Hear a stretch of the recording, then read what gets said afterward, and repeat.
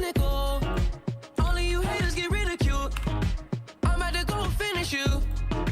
Been about that paper since middle school.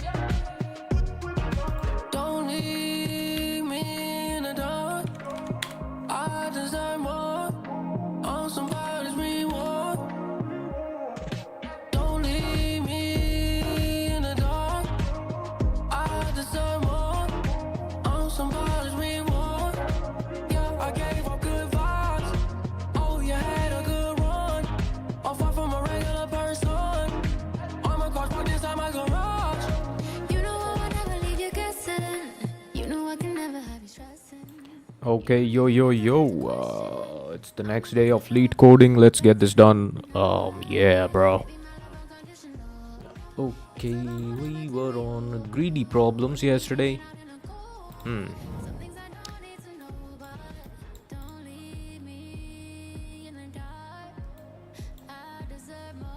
A triplet is an array of 3 integers. You are given a 2D integer array triplets where triplets of I is AI, BI, CI. Describes the ith triplet.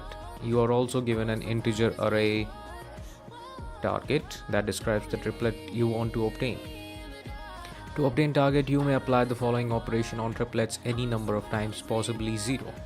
Choose two indices 0, I and j, where I is not equals j, and update triplets of j to become maximum of AI, AJ, BI, BJ, and CI, CJ. For example, if triplets of I is 253 and triplets of j is 175, so after this operation it will be 275, right? Return true if it is possible to obtain the target triplet x, y, and z as an element of triplets, or false otherwise.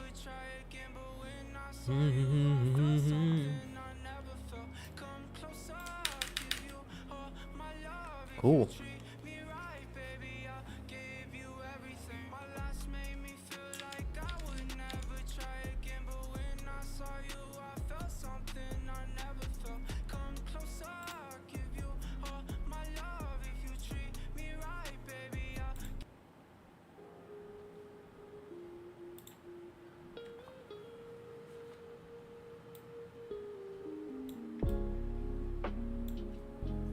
Cool.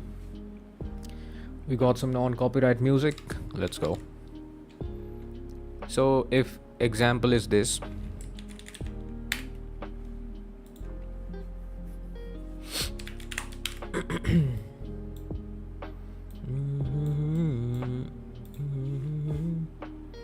so this is 0, this is 1, this is 2.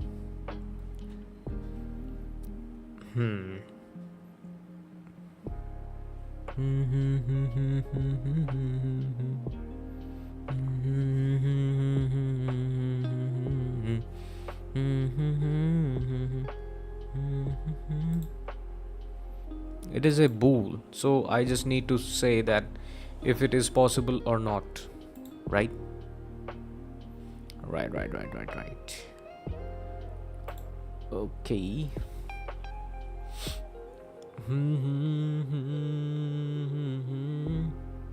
Yeah, it is a greedy problem.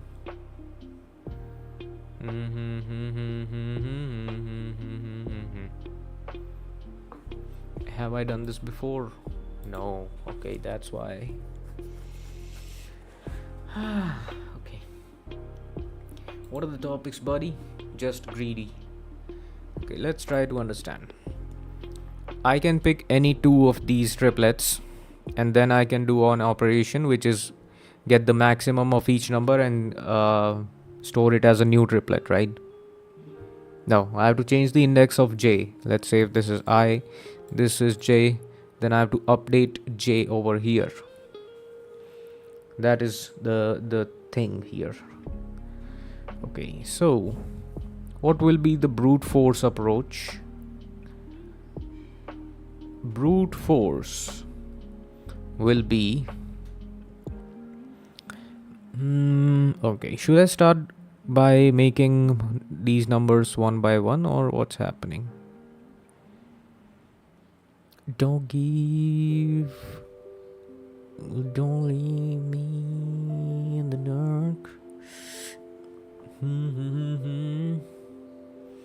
Okay, see, I see this triplet. 2 is already present. I don't need to change anything. But this is not here, so I have to find a triplet with the 7 in the middle, right? Oh, and J has to be changed, not I. So this cannot be changed. So whatever triplet is at 0, it cannot be changed in any case, right?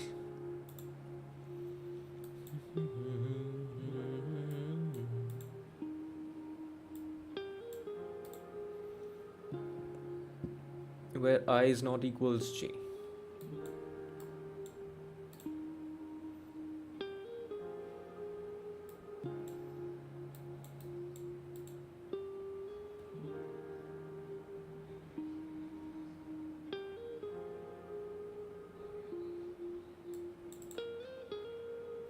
No, that doesn't say that I should be less than 0, J. I is not equals J. I can't do. Okay. So it can be changed, right?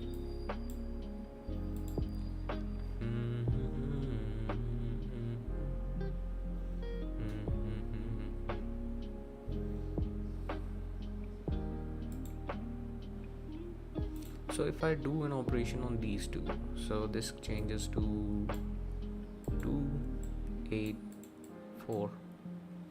If I, yeah, this also becomes 2, 8, 4.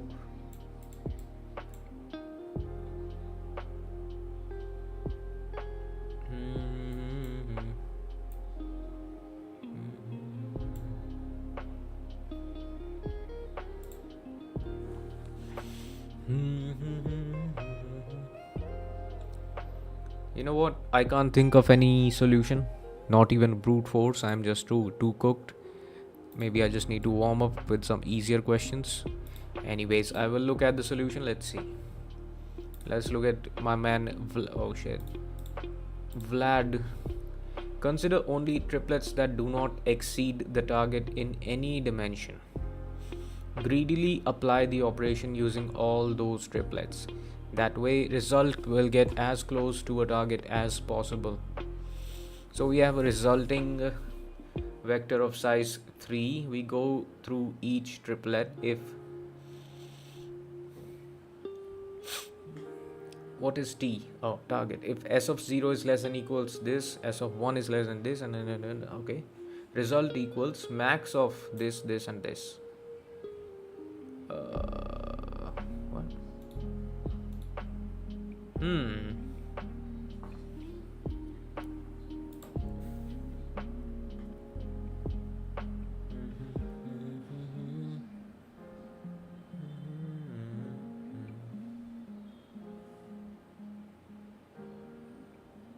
Yeah. You know what? I will watch a neat code video of this man. Okay.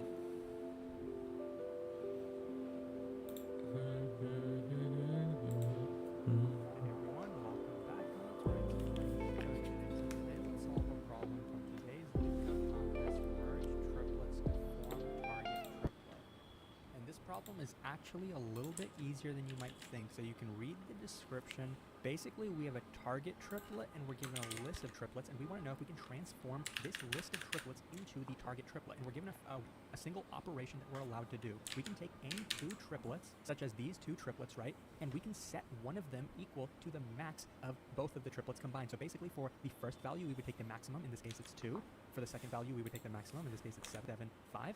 And we want to know if somehow we would equal to the max of both of the triplets combined. But to do this kind of operation on any of the triplets inside of our triplets list as many times as we want, are we able to somehow get the target triplet? Now, your first idea might be backtracking or some other kind of complicated, high complexity solution, but let me just tell you, there's a single key observation that you can make that will make this problem super easy. So let's try to figure that out. So remember that this is our target triplet that we're trying to make, and we can take any two triplets and then get the maximum of those. So clearly our goal is to take smaller values, like maybe we have a 1 and somehow get to a 2, which is the target for here, and maybe we have a 6 somewhere and then take that and get it to be a 7. But what happens if we have a value that's greater than the target? See this triplet, 1, 8, 4. Now 1 is smaller than the value we're looking for, 4 is smaller than the value we're looking for, but what about 8? 8 is bigger than the value we're looking for. So what happens with this triplet? If we ever try to combine this triplet Yep. with any other triplet, we're always going to get a value that's either 8 or maybe even bigger than 8 if, you know, that other triplet somehow had a 9 in the middle or something like that, right? But we're always, with this triplet, we're always going to get a value that's greater than the target 7 that we're looking for. So any triplet in our list at all that has a value in any position that's greater than the corresponding target value that we're looking for is going to be useless for us. So a triplet... Correct. Makes sense. Makes sense. So we just have to pick those triplets which are lesser than the target. So yeah. Yep. Easy. Easy. I should have thought of it, but yeah, I was too occupied with other algorithms. No worries, man. It happens. So simply we will have a resulting vector of size 3. Initially everything is 0, then for every triplet in triplets, if t of shouldn't be t, yeah, I mean I can call this t and let's call this p. If p of 0 is less than or equals t of 0 and p of 1 is less than equals t of 1 and p of 2 is less than equals t of 2, then result equals max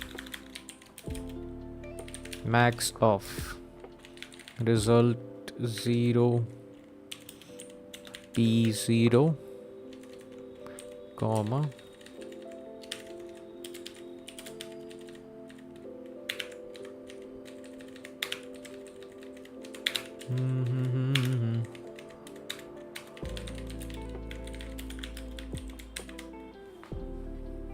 we have to check if at last we have the same value as target vector, then it is true, otherwise false. Cool, makes sense, man.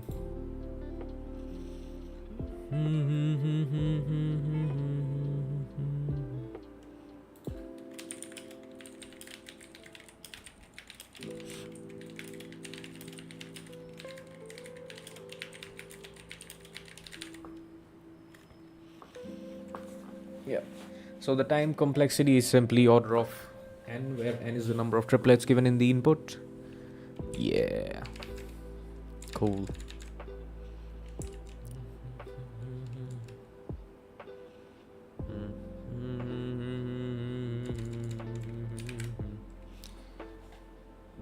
Let's do the next one. You are given a string S. We want to partition the string into as many parts as possible so that each letter appears in at most one part. Each letter appears in at most one part. For example, string A, B, C, C can be partitioned into A, B, C, C, but partitions such as each letter appears in at most one part. A, B, C, C, but partitions such as A, B, C, C or A, B, C, C are invalid. So here B appears in 2 of these parts, so that's invalid.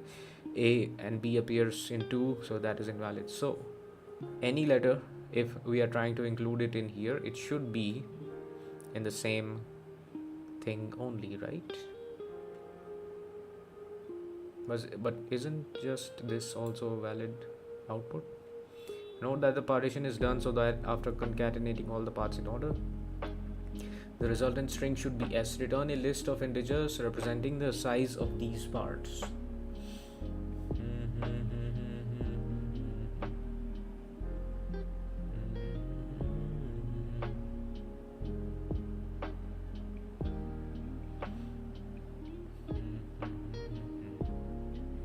And I have to make a partition, that is for sure.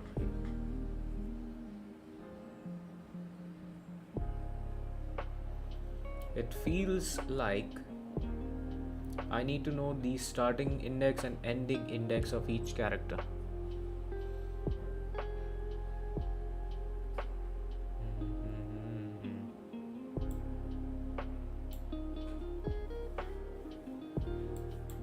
Let's say we have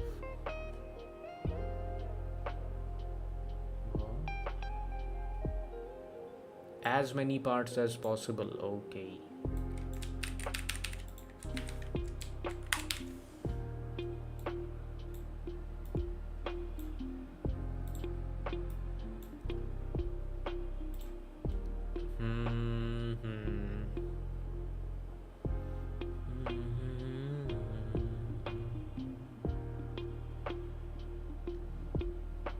So okay,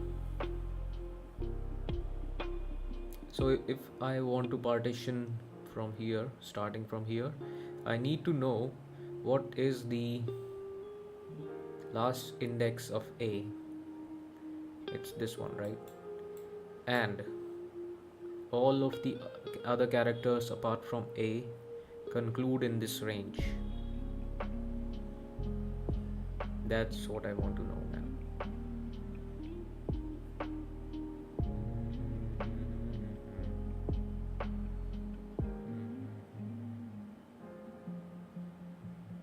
Yeah, if I know the starting and ending index of each character, then I can make this happen, right?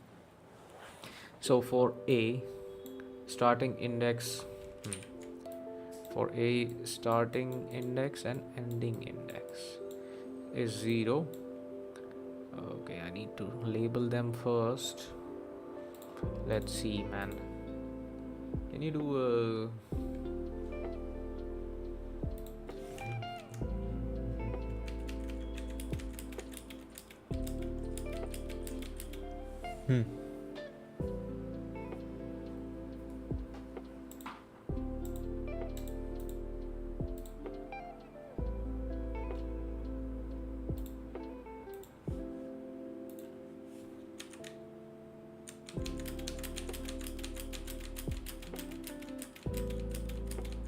okay.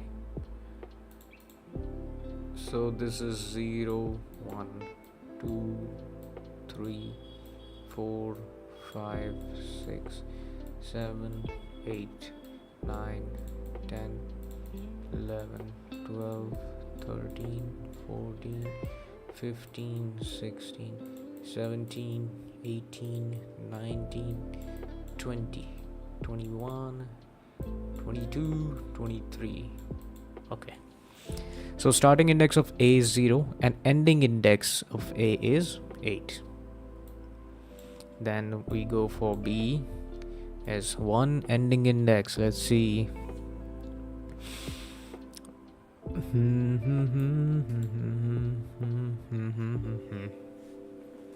Then we encounter C. It'll be 4 and ending at 4, right? Then we encounter D.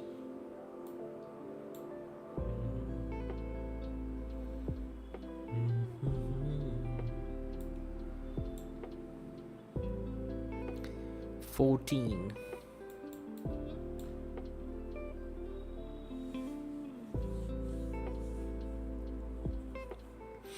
Then we encounter E. 10 ends at 15. Then we have F. 11.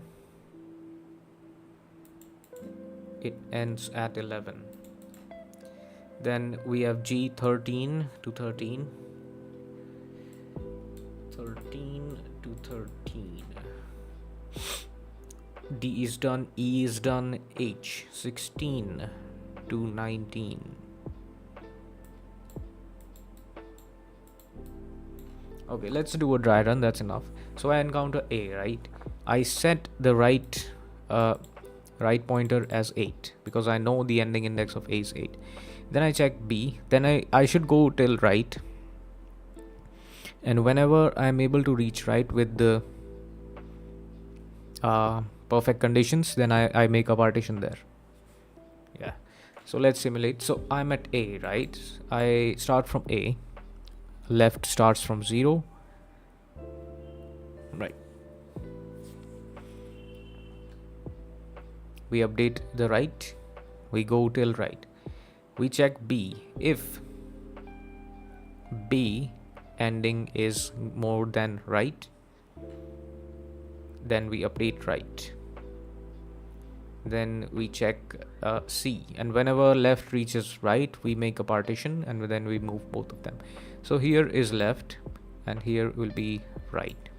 So it moves, checks the ending, then we need to maximize, otherwise no worries. We check C, nothing, move. When left reaches here, left is equals right, we break it, then there is a partition right over here. What is the size of this?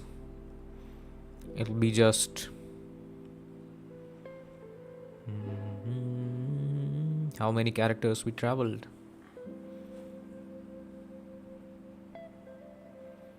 I can do as a start here, so it'll be L minus S plus 1, and then we push back into the resulting array, and then we move both L and R. We update R. Whenever L reaches R, we update S also. Yeah. Okay. Makes sense. So we need a data structure to store this information. Which question? Needle in a haystack? No, brother. It is this. 763. Partition labels. Okay, so we need a data structure to store starting and ending index of each character.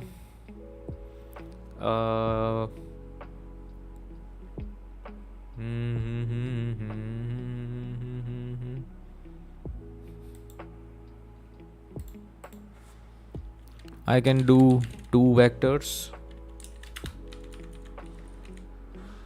right? Vector int start index of size, I believe. No, what the fuck am I doing? This one. Vector int start index, I believe they're all lowercase. Fine, so it'll be 26 minus 1.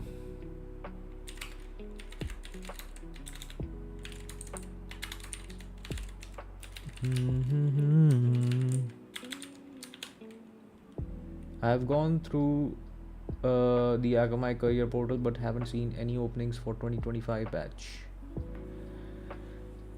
Yeah, they're not hiring newcomers. I mean, new college grads right now. So yeah, it's tough luck, man.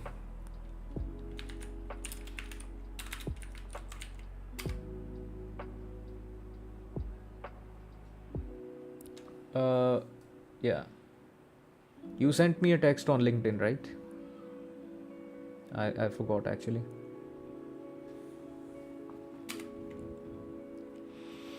Okay, so first we can start from 0.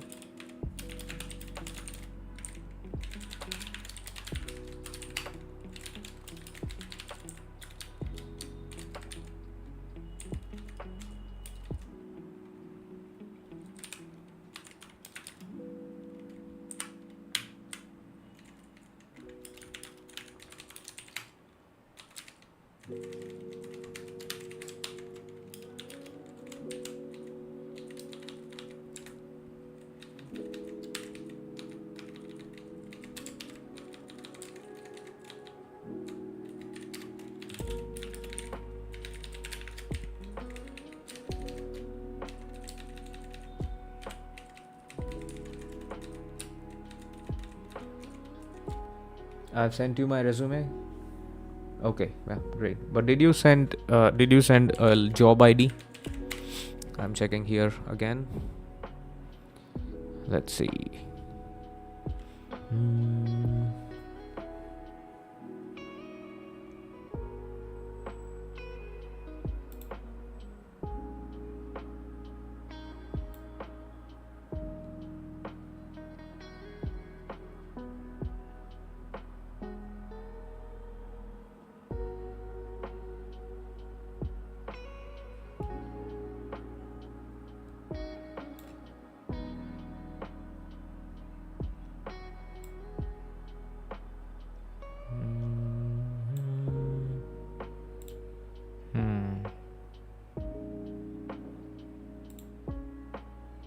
meant I sent my resume earlier.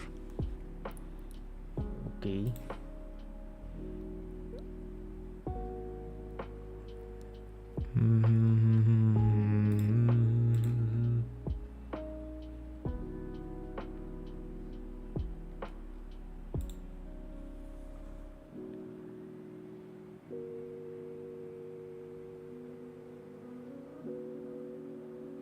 Okay.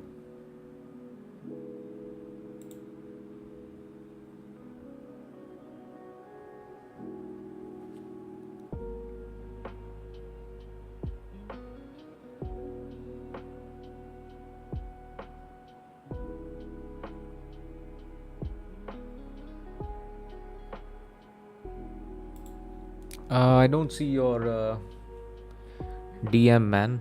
I don't know if I even connected.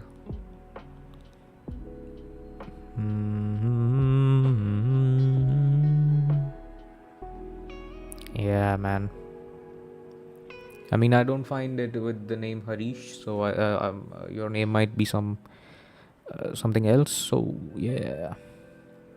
But if you find a job ID, I will be happy to refer you. Just send the job ID or job link and your resume. That's all. And and just say that I came from YouTube chat. That'll be easier to recognize. Okay, let's get back here. So to update start index, we start from 0. To update end index, we start from the end. We do I minus minus. And instead of start, we just do end. Right? That's all. Let me fix this AC. Okay. Cool. Okay. We have the starting and ending index. Now what we need to do is I should start from 0. I need st, which is 0 initially. I need left, which is 0, and right, which is 0. And right should be end index of s of I or l minus a.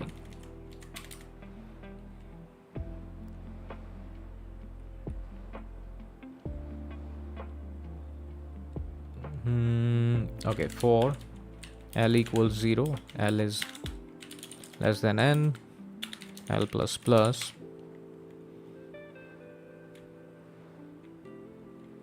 r equals max of r, and end index of s of l minus a.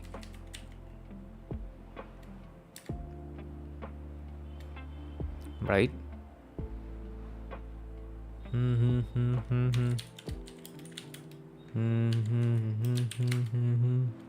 Then we need a partition to store the result.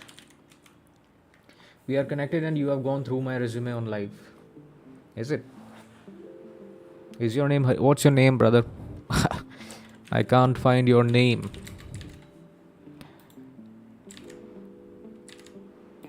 Okay, when L reaches R, there's a partition here. So in the result, I need to push back L minus st plus 1. St becomes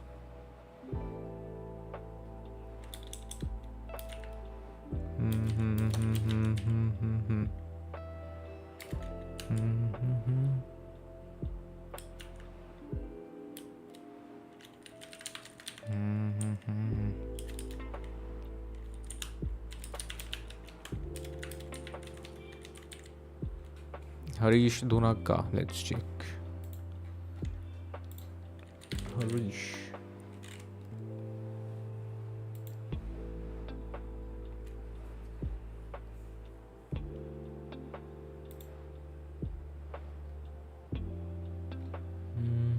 Why can't I find this man? Harish. What?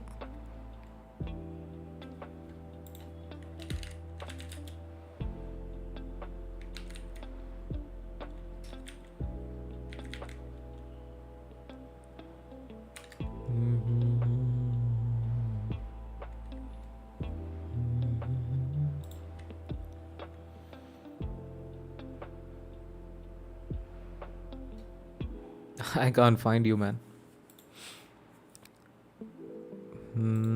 Okay.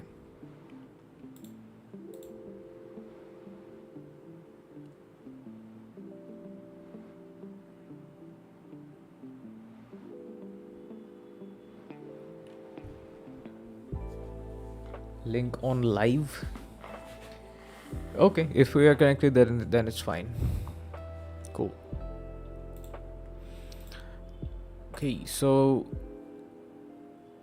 let me check this loop again. I'm starting from left. I maximize the right. Yep. If L equals R, then push back into result. ST becomes L plus 1 and R becomes end index of okay, this I'm doing this anyway, right? So yeah.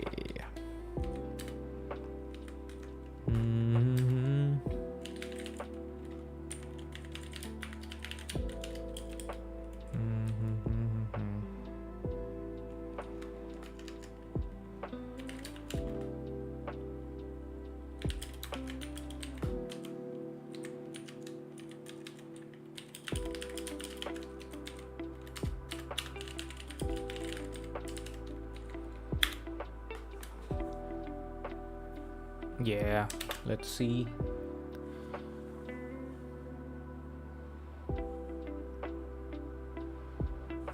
Yeah. Have I solved this before? Yes. But this was a pretty shit. Okay, last index. Yeah, I don't even need to know the starting index, man. I didn't use this. I never used this, so get out. Get this out. Okay. Yeah, I'm just updating the last index.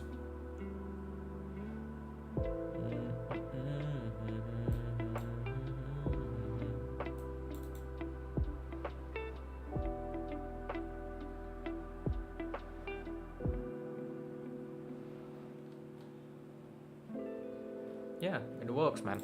All right.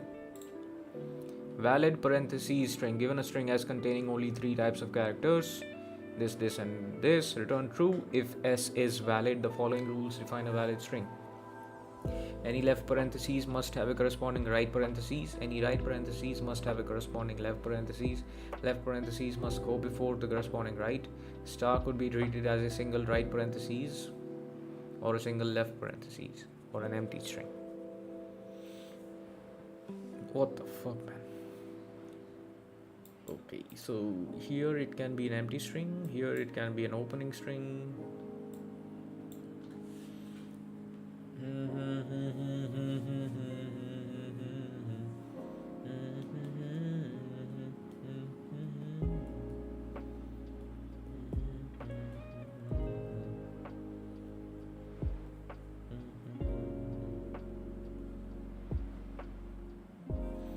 I think I just have to do the stack thing, but I just need to keep track of these asterisk, like how many mistakes or discrepancies can be there.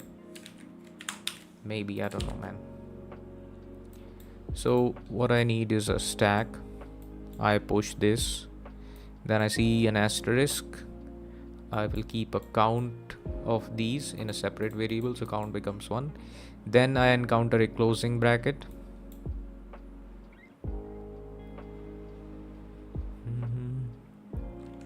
Right, then I pop this out.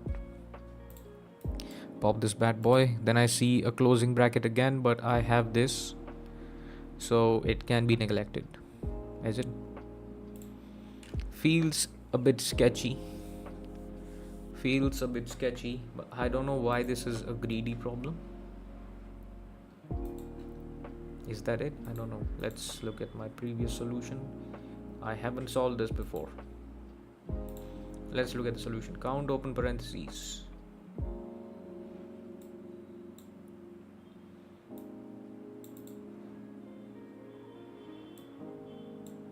Open count. If C is this, open count plus plus. If this is this, Currently don't have enough open parentheses to match those close. Return open count. Yeah.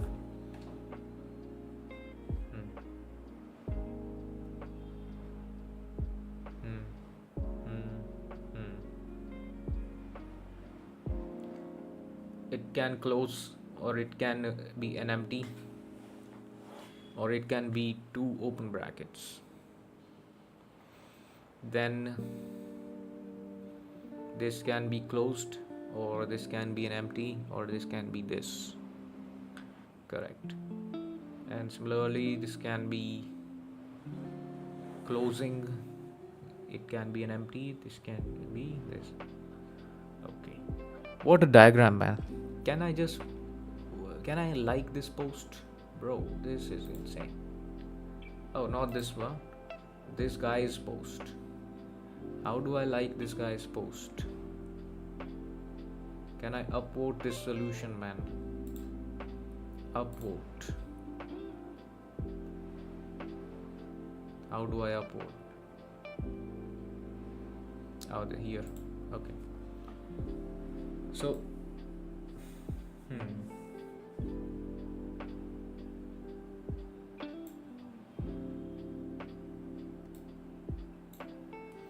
C min, C max. What is this? Open count bracket, right?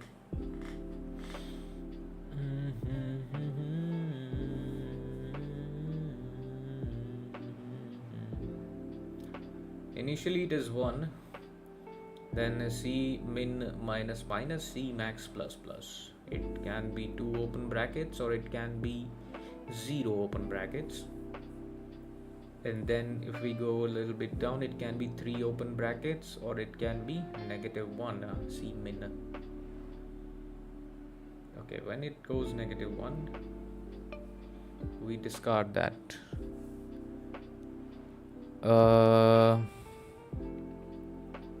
Sarthak says, are you from IIT? No, brother. Nowhere near IIT, bro.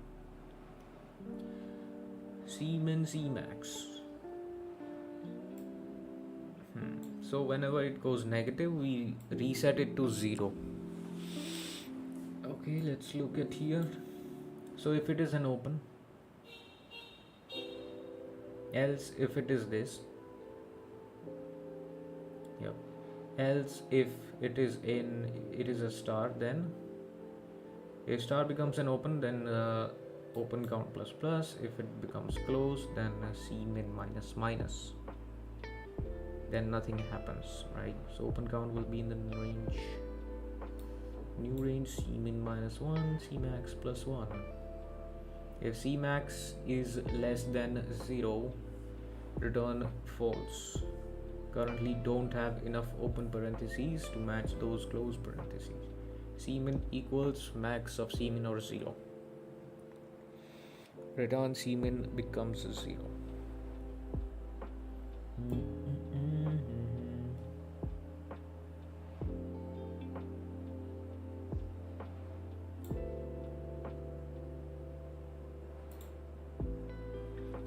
Are you following a sheet? Yes, brother. This is the sheet right over here.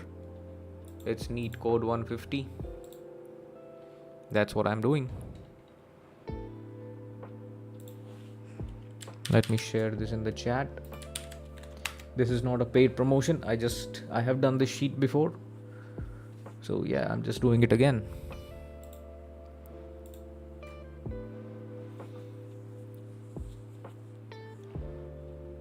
We encounter too many closing brackets. In the end, we still have some.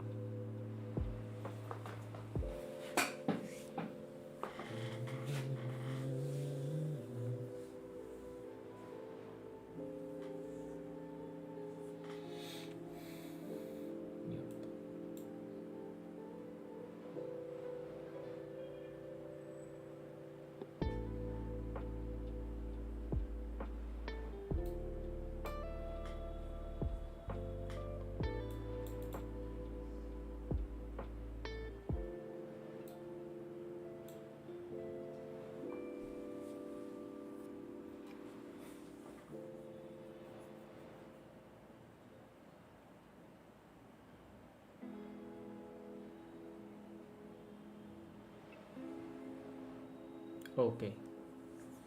Makes sense.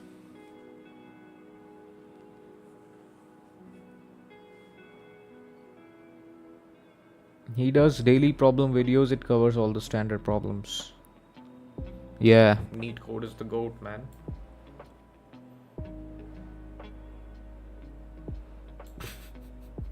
Yeah, this is very accurate. This is very accurate.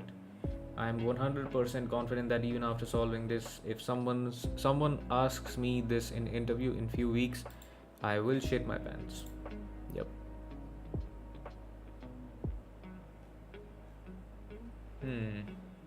Interesting approach. Let's see some of the other solutions. Yeah, this is also doing Seam and Cmax, so they just copied each other. Let's say take a look at this guy. Is it the same thing? Yeah, same solution. 2 stacks. Let's see this guy.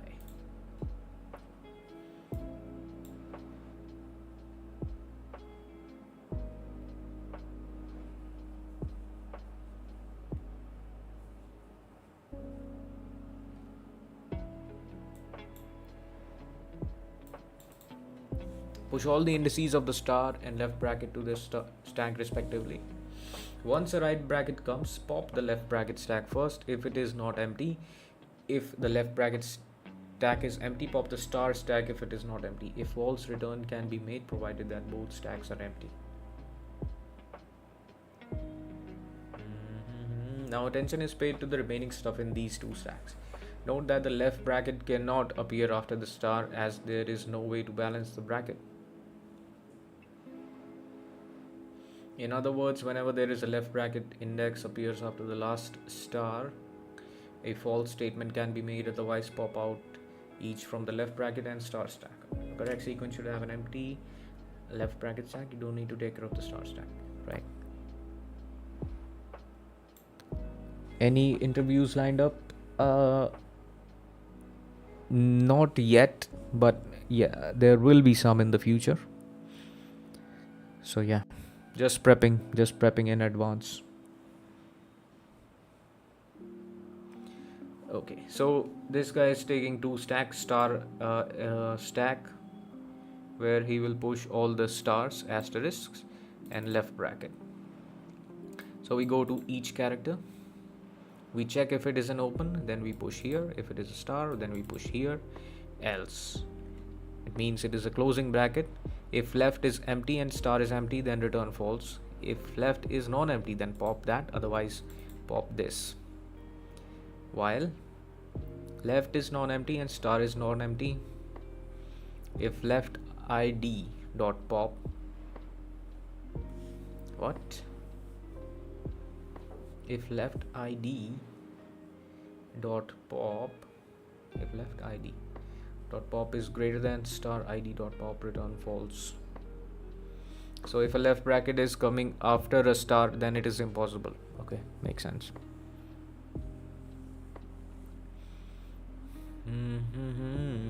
Yeah, this is also very clear. Nice solution.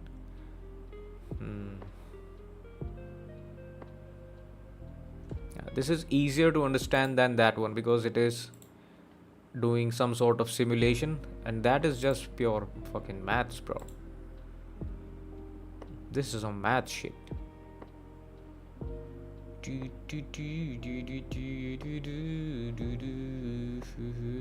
Let's do that stack solution. Let me do this.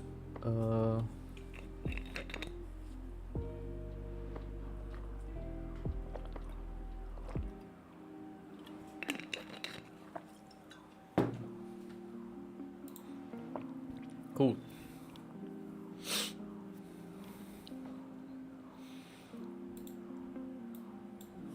Stack. It will store int left. Left or open id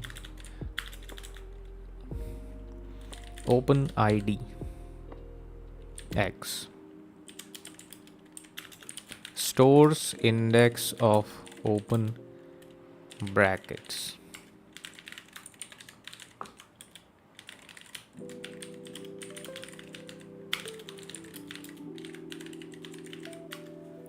Cool.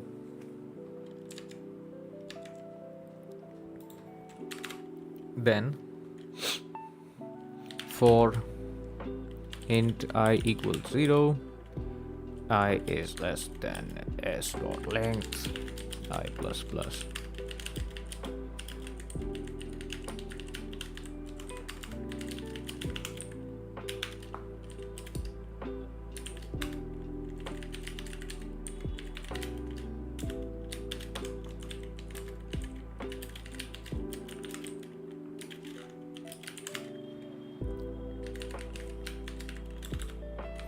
This is not start, this is star.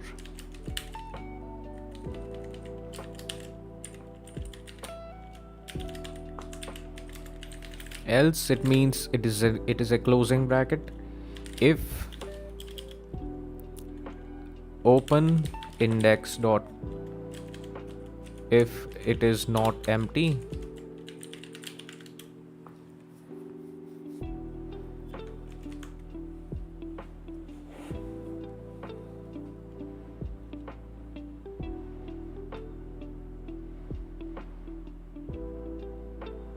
then we pop from here.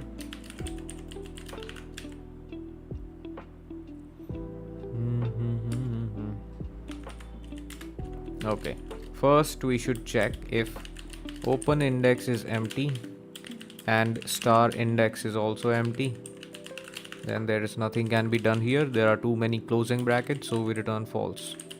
Too many closing brackets.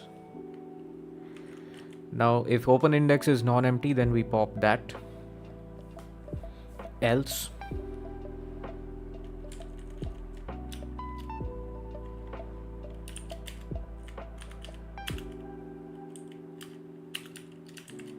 else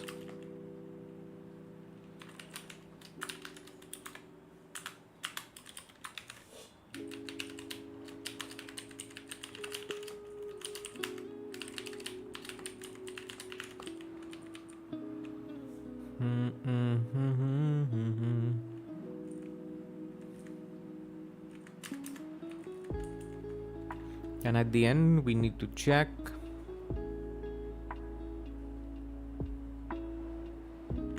what do we need to check.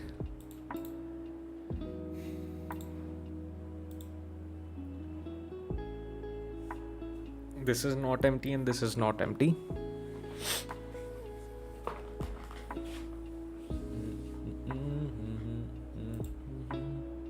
Yeah, I can just do this, by the way. This also works.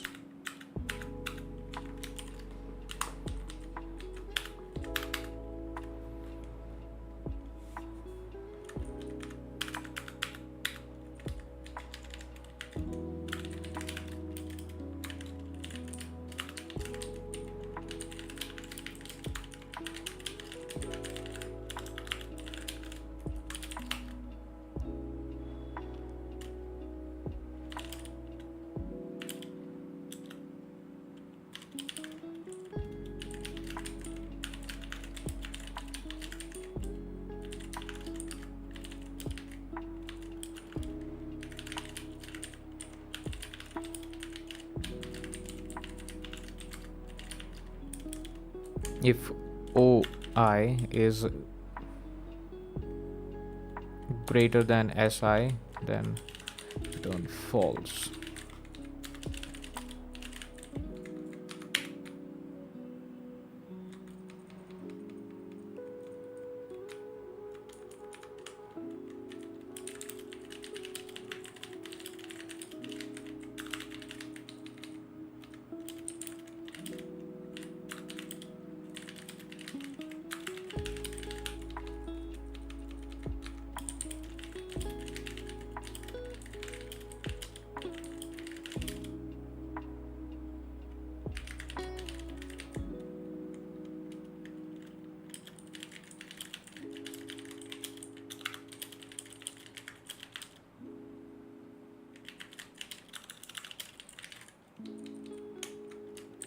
Right.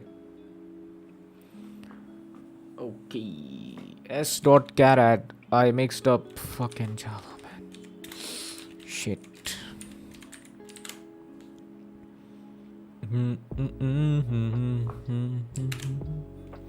Yeah, this is easier to understand. Fuck. Output true. Oh, I need to check if open IDX should be empty. If it is an empty, then it is true. Otherwise, it's false.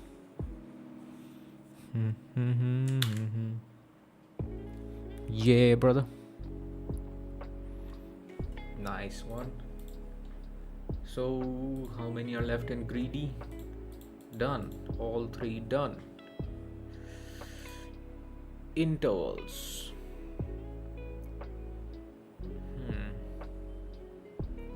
I haven't touched sliding window. Where are the knapsack problems, man? Let's do intervals. Fuck it. You are given an array of non-overlapping intervals. Start I and I represent the start and end of ith interval, and intervals is sorted in ascending order by start. You're also given an interval that represents the start and end of another interval. I think the trash guy is here, so I need to the garbage man, so I need to take the trash out. I'll be right back.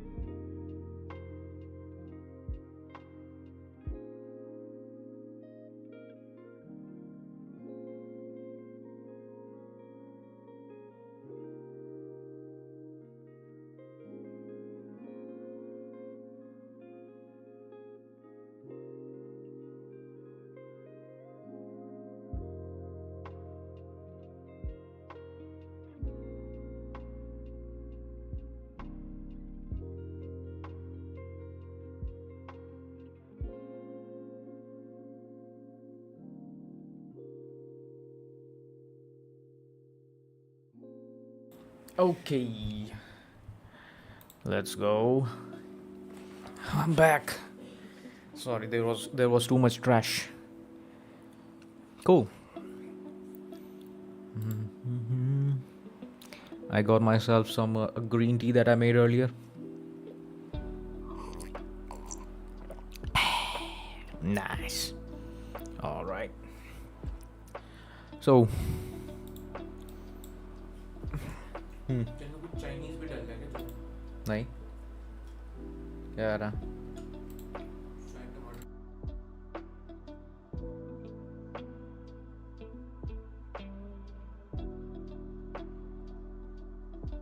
okay, no worries, no worries.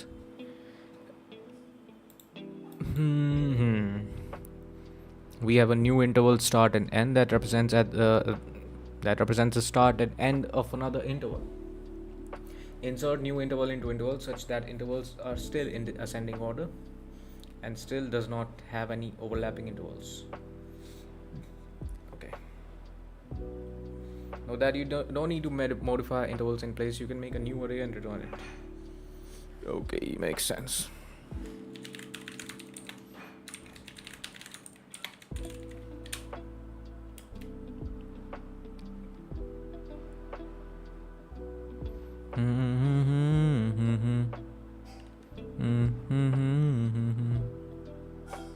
Okay, we just need to detect if there is any overlapping intervals, man. Let's take this example. So if I have this example 4 and 8, right? I go here, this is non-overlapping. I go here, yes, this is overlapping. How do I know that? Because 5 is in between these two.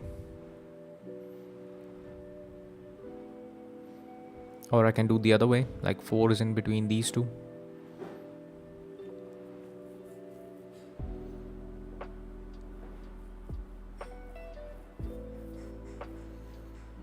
Then what do I need to do is, I need to take the minimum of these.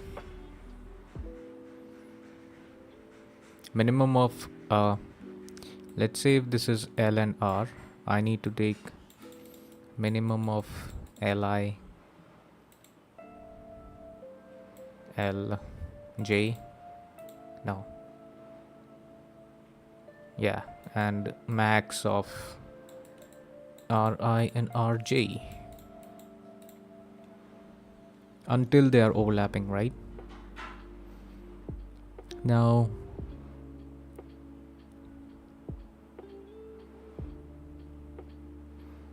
okay, how should I do this? I see a non-overlapping, I push this to the result. I see this is overlapping. Then I update my new interval. Then I see this is also overlapping, then I update that. Whenever it is not overlapping, I push it.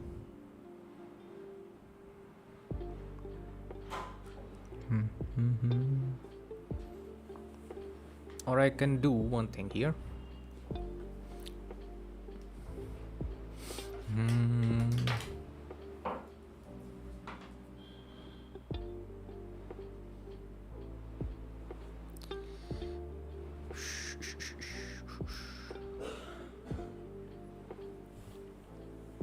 Should I update this or in here? Updating this will be easier. Right.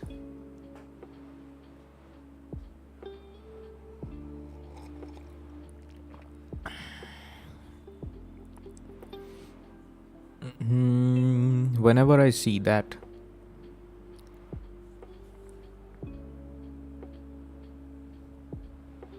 the starting index of this guy is more than the ending index of the interval that I'm doing, then I push that interval.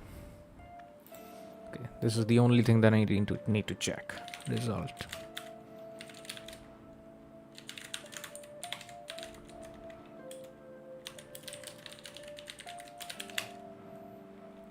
Okay.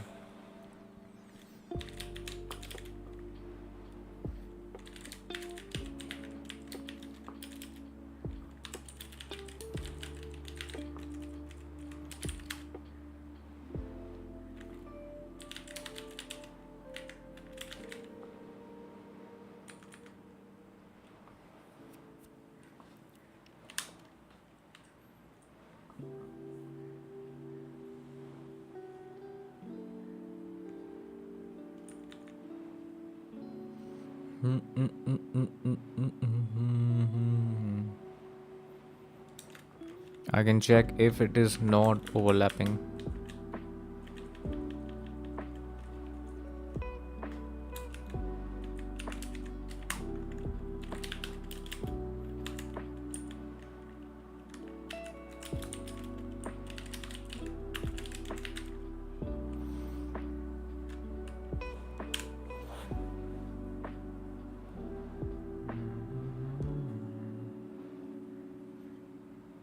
How do we push at that particular position in array? We can create a new one and we can push it into a new array, because pushing into in between these intervals can be challenging. So that's why I'm creating a fresh array and I'll be pushing intervals in that. That'll be easier. The only thing I need to take care of is when the ending index of I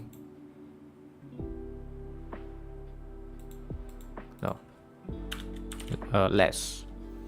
I'm just checking if there is like 6, 8, 8, 10. Are they overlapping? I believe so, right?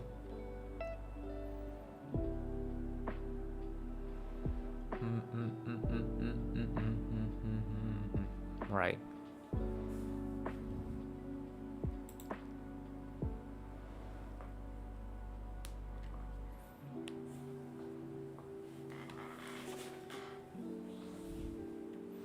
If it is not overlapping and it's this,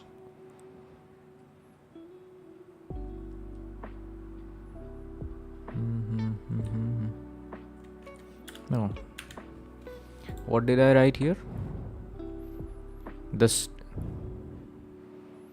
starting index of I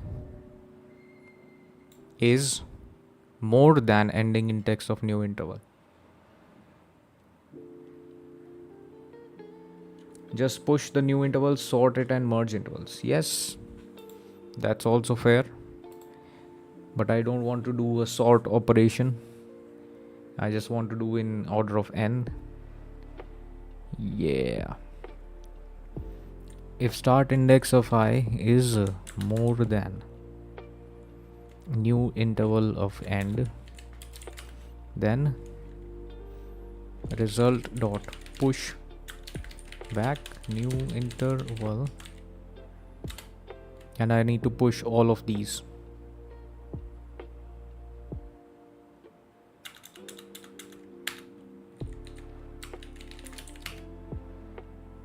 Else it is overlapping.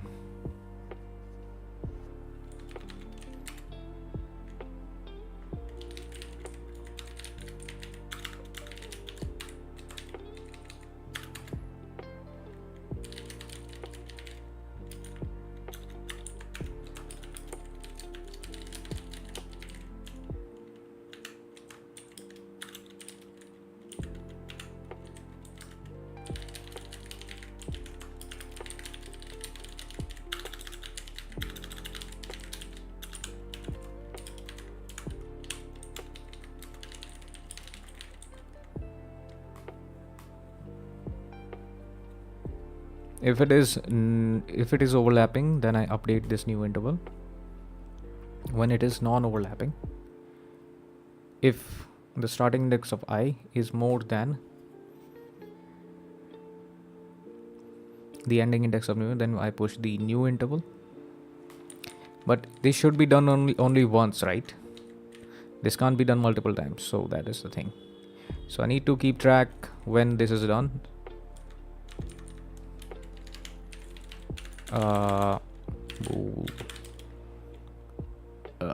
Is pushed equals false.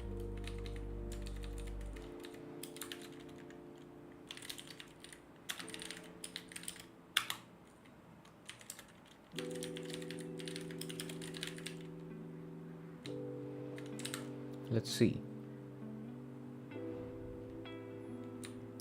Is overlap is a Boolean function which takes in two intervals a and b, and we just check return a of 0 is less than equals b0 and b0 equals a1, or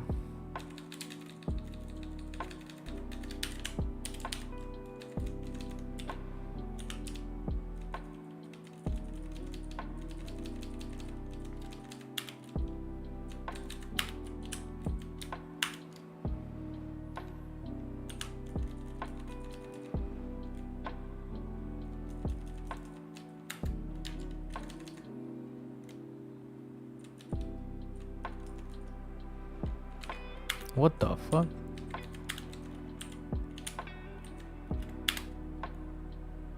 If b0 is in between a0 and a1, or b1 is in between these two, then they are overlapping, right? Yeah.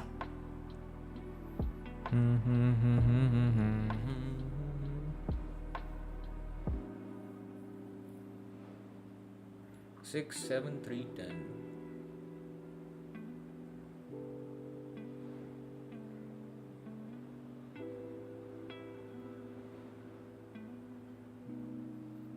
Oh, it can be other way around. Pum pum pum pum pum pum pum pum pum pum pum pum pum pum pum. Pum pum pum pum pum pum pum pum pum.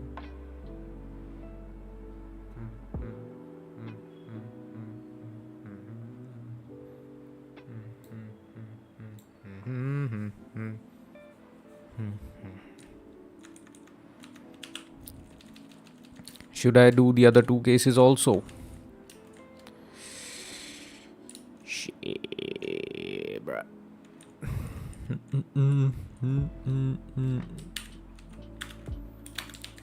This is very cringe, but fuck it. B A B.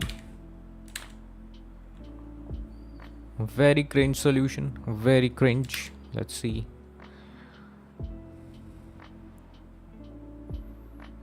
No,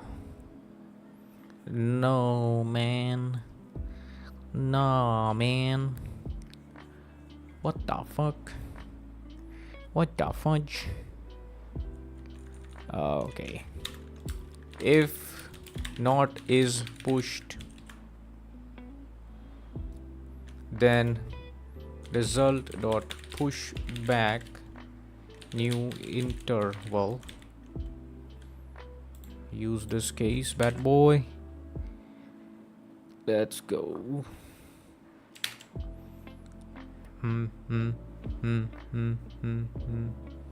Pretty bad. Very, very bad. What's the top solution? Let's take a look at my past solution, which is okay. I think I did a similar sort of thing, or no? Maybe this overlap function is just sad, man. If a0 is less than or equals b0, then return b0 this. Otherwise, a0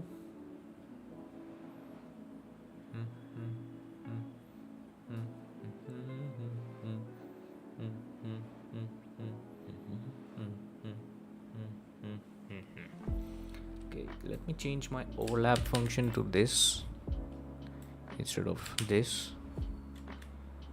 Maybe this will be faster. I don't know.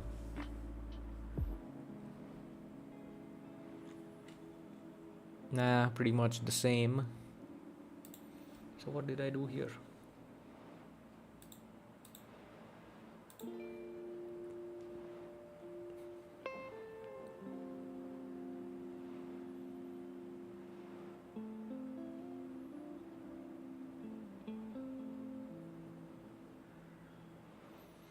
Oh, two while loops.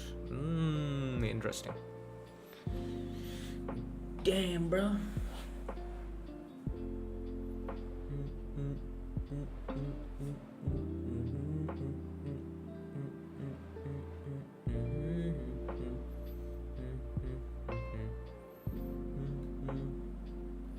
How fast is this solution? Let's take a look, man.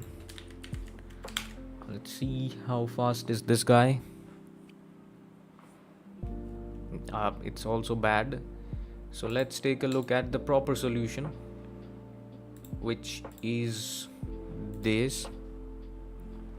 If interval is empty, then just return that. If insert new interval into intervals, find the insertion point by using binary search. Sheesh, binary search. Intervals dot insert, merge any overlapping intervals.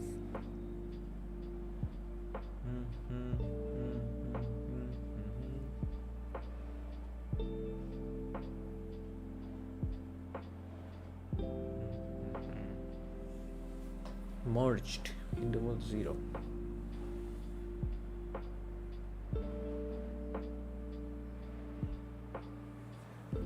If intervals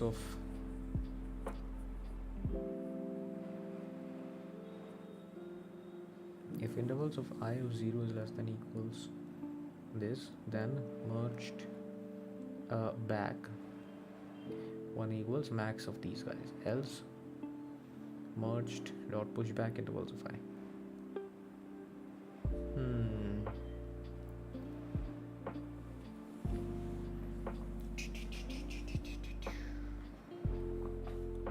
So this guy is inserting using binary search.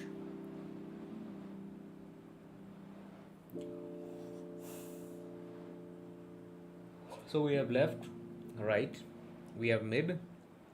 If new interval of 0 is less than this, then right equals mid minus 1. Oh, we are just checking the starting point, that's all. Plus left new interval. Interesting. Very interesting. Okay.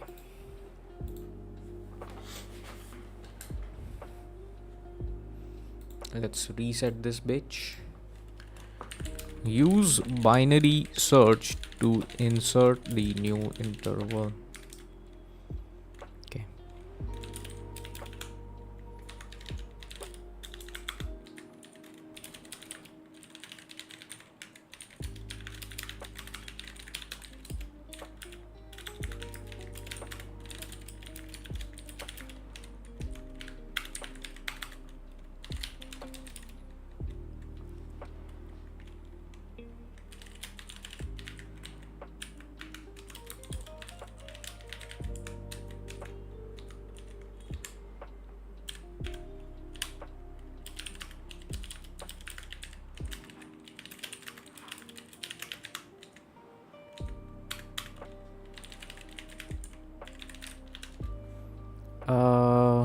Is it insert? I think it is insert, right? Yeah, insert the iterator plus left. From the beginning, iterator plus left, we need to insert new interval. Then we take in a resulting result. We push the 0th interval.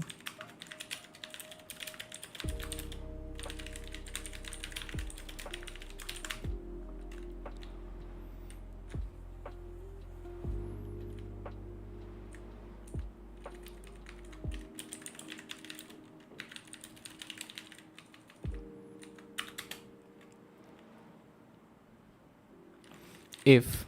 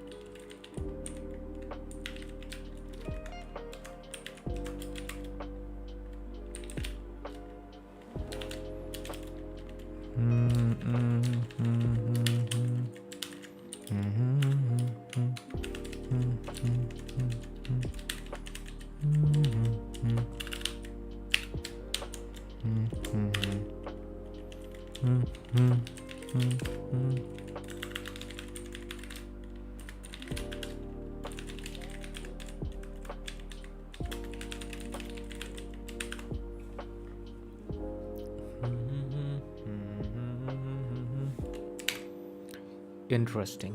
Very interesting. Yeah. Okay. And this merging practice is good also. It works. Okay.